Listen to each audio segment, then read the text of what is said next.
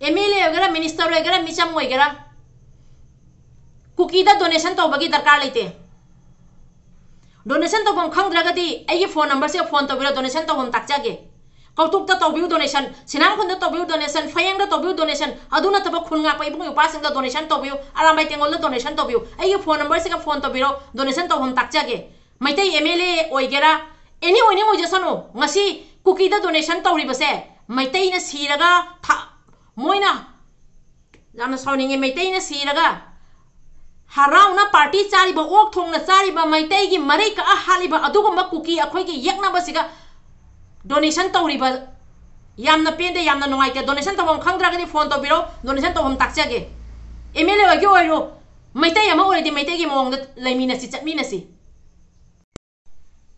donation तौफम से कौतुक चटपीरो फयेंग चटपीरो सिनामखुंद चटपीरो कौतुक होजिंगारांग तसु कौतुक वरी सानाबदा खुनगाइबा इचे इमा सिंग खुनगाइबा इचे इमा सिंग नुपीना होजि खुनगाइबा इचे इमा नुपी सिंगदो मखोइगी पोचै याम वाली अदुगुमा मफमदो चांगझलगा येंगबियोबा मैतै मसा कयाना ngasi मैतै नुपी मयामना जुम थादोगा लैरगा ngasi अखोइ इबुंग युपा अखोइ मैतैगी नेना लैरिबतो अदु मफमदो अवातपा म्याम लै अदु मैदा चांगझनबियोबा खुनगाई बे नुपासिंग फमदा चंगबियोबा आरामबाई तेंगोल ngasi काथोइबसि मनाक्ता चंगबियोबा असुगुमा मयाम से उबिद्रगा कुकी द मतेंग तौनेना तौरिबा वाखन से करी वाखन नु आई खंगबा ngamjadare aduna aina ngasi haijagadabadi तौद्रने मोय कुकीना मैतै हाटलगा हराउना मैतै सिबा मतमदा पार्टी चारगा हुई मकोक मैम लेरे कायना खोइगी मैतै मसागी मकोक तुगो मोइना कम मतो मोंगदा तौखिबसि काउरबाबा उबिद्रबाइबा अखोइदि काउबा ngamde अखोइदि थमोइसिगा जुइयाबा खामेनो कि थोखिबा थौदोकतो नोंगानबगा अखोइदि चटलगा मफमदुगा चटलियाबा रिलीफ कैम्प लेहौरीब खंदे अदुगा खुनगाई बिबिंग उपासिंग खंदे मफम सिंगदो जौसन्ना जौसल्लगा मफम सिंगदो तौहौरीब अवाबा मयामदो कफौरीब मयामदो मित्ता ngasi उबनिना ngasi एखोइगी यामना इकाई खुमनबदा अखोइना मतिक चाइना खंजरंबा अदुगुम्बा मियोय अमना ngasi कुकीदा मतेंग तौर पाइबसे थमोइसे यामना काइरे ngasi अखोइना थाजादोरिबसे Kannada थाजादोरिबनो Kannada थाजादोरिबनो अखोइ थाजाफमसे Kannada थाजादोरिनो खंदरेबा central ngasi जेंगजनबिदना ngasi असुक वाना लेरिबा मतमसिगसु मैतैना कुकीदा मतेंग तौसल्लियाबा करी वाखन तौरिबा मतेंग नो खंदरेबा असीबा कयामा फंगदना लेरि हुजि कयामा फंगदना लेरियाबा सिरेना सी खरे असी तनी हाइना लेसे असीबा हक्चांग दमन उबा फंगद्रेबा माइ माइगी नुपी कयामना ngasi थागी फारकपदा सिदा थिनबा चटपदा अईगी इवा इपुरोइबसे सिरमद्रगदी उनजगे करीगुंबा सिरमबा तारगना लाइगी खोया खादा मपुगी खोया खादा इंग तपना लेबो ओइरसनु हाइना हुजि सिदाजे थिनबदा असी हाइरा सिदा थिल्लियाबा वारी से खंजन बिवाबा सिरिरा चंगिरा खंगद्रेबा थवा ngauna लेरि नुंगाइतबगी मथक्ता नुंगाइतमा कयाना जोमना लेरिबनेबा सिदा थिनजबदा मपुगी खोया खादा इंग तपना लेरो हाइबा सिदाजे असी हाइना खुरमबा ngamद्रेबा इवा इपुरोइबसे हिंगिबा तादि उनजगे हाइरेबा सिरिरा चंगिरा सिबाइना खंगदबा म्यामसु लेरिबनेबा मचिन मरै कथला हाखिबा म्याममा ममि थुगाइरा हालिबा म्याममा मंगा कथला हालिबा म्याममा असुम नुंगाइतबा म्याम मैतैदा हाटलगा हराउना लेरिबा कुकीदा मतेंग तोरिबा एखोइगी MLA करी हाइदेबा ए हाइबम खंगदरे पेंदे अदुकी मतिक पेंदे बदा असिगी मखादा हाइनिंगाइ लेतरे यामना नुंगाइते यामना पेंजदे अदुगा इन हाइजगदबदी कमेंट मयामना कमेंट तोरपदा मणिपुरगी वांगमदा लेबा हाइबा कमेंट से असि वाहैसिमा इबिरकनु मणिपुरगी वांगमदा लेबा हाइबा असि वाहैसिमा इबिरकनु असि वाहैसिमा हाइबिरकनु करीगनो मणिपुर वांगमदा लेबा हाइबा लेते मणिपुरदा ले हाइबा लेबा नते मैतैना वारगदी मैतै पुनम वारिबनी अदुगा मैतै अमा होजिक खुदम ओइना मैतै अमाना कुकीदा मतेंग तोबमा मतमदा अखोइगी ई से चाई करीगनो मैतै हाइबा मैतै से करीनो हाइबसे खंदमिनसी अदुना मपानदा मणिपुरगी वांगमदा लेबा मैतै हाइबा वाहै से Asima सिजनबिरकनो हुजिक मणिपुरगी मनुंगदा mayam ma isu uba phangi mayam ma isu uba phangi nokpa higatpa adugaidi aina nongonda nungsi thadok pigan adu tawgan mayam ma adumaina nungsiba mayam ma nungsiba mayam ma hi sigana thawaina pon thawgare adu mayam dana uraga kari khalamani ai wari sa to poron chakhidra adu digi video do kona semage huji aina haiduri base akoi gi maitai MLA na kuki da matiang toro base mayam gi kari mot leige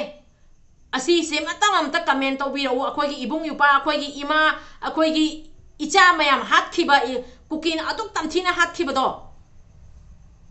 ngasi loina ari matara baiba punamak se loi ari matara bo aina saving tawna thamjaba paisa mayam do puraga khara khara toisu aina langi matang da ahumrak aina matiang donation to bachali base asi aremba tarabo khun ngai bi bung upa seng nang asi tum daga gi thawaina pon thawai hiba mayam do aremba taraba akoi gi ningon akoi gi maitai ningon mayam ma huji lukrana leiba mayam se aremba taraba ima mayam na macha ka thoyo mayam do aremba taraba ba kawi gano adu do kawa ya ba wafam nate kawa ya ba ya pu wafam nate ngha khak ima lebak nungsiba saraga ngha khak ima lebak ke wanga ga adu na ima lebak maitai nungsiba nate maitai nungsiba maitai ningba ima lebak ningba ido sum to ngana ta dori bani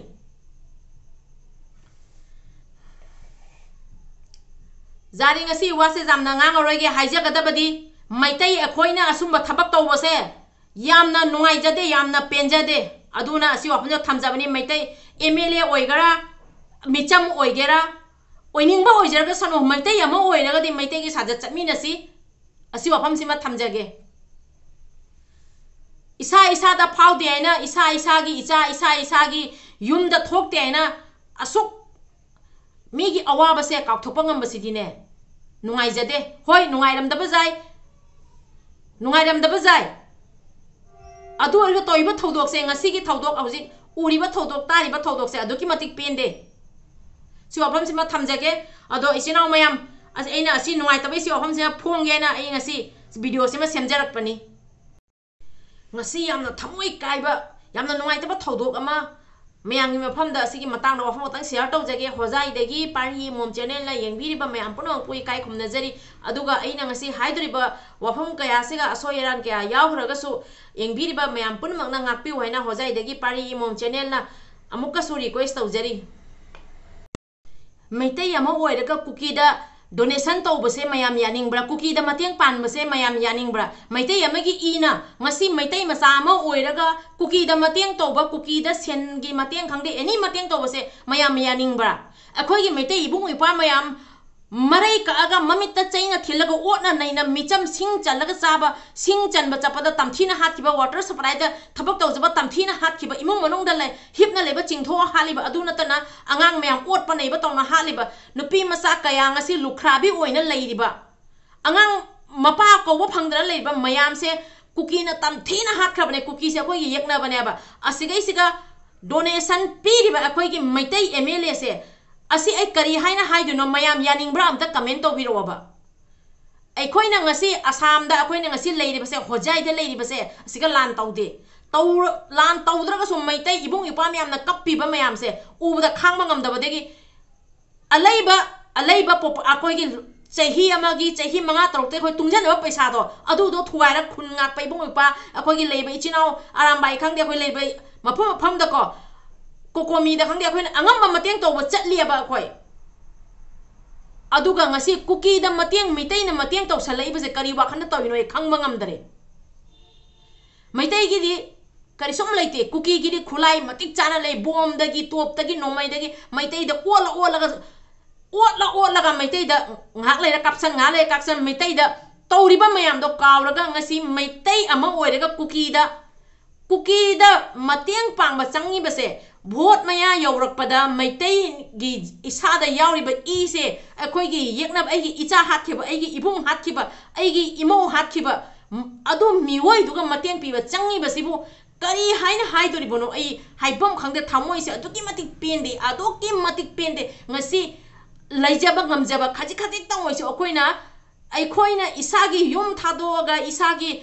ai gi su family leiri bani family thadoga aina लान सिगी मतंग दा अहुमरक मणिपुर दा चला अइना मतेंग अंगम खजी खजंग तौजरी बसे मिते इबुंग युपासिंग करी सुंबा अखोई थौरांग लै हौदे को cookie ना अखोई दा लान तौरीबा एटेक तौरीबा हालै बसे अखोई इबुंग युपा म्याम थौरांग पोन थावै खरम म्याम सु उरमगनी मरु लोय खरे अदु लोय खरे करी लोय बाइरा चलवा म्याम दा अखोई थमोय से खांग मंगम देबा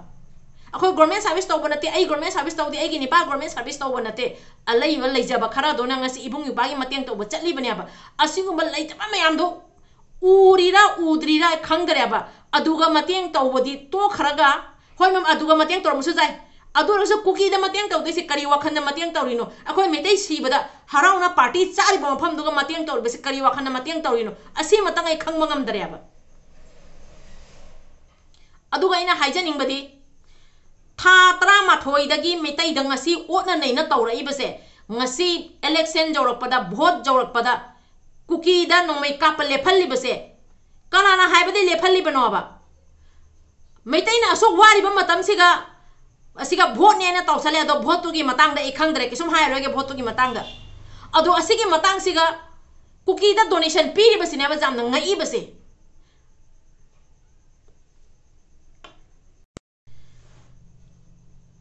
ngasiगी matang siga loi sanjarege hojai dagi pari mom channel la yengbiri ba mayam puno pui kai khom nazari video siga soiran yauro so mayam na comment da sum takpiu ngasi yamna nungai ta bade ai kai kai haige ba khanghau dare adu oiraga su soiba taraga su ngakpiu adu ga hojiki akoi gi donation pangada bu oiraga de kautuk ta chalaga donation tawbiu phayeng da donation tawbiu sinam khul da donation tawbam mayam ama lei खंद्रगदी comment तो बिरो खंद्रगदी comment तो बिरो खंद्रगदी एगी phone number से का phone तो बिरो donation तो हम ताकचागे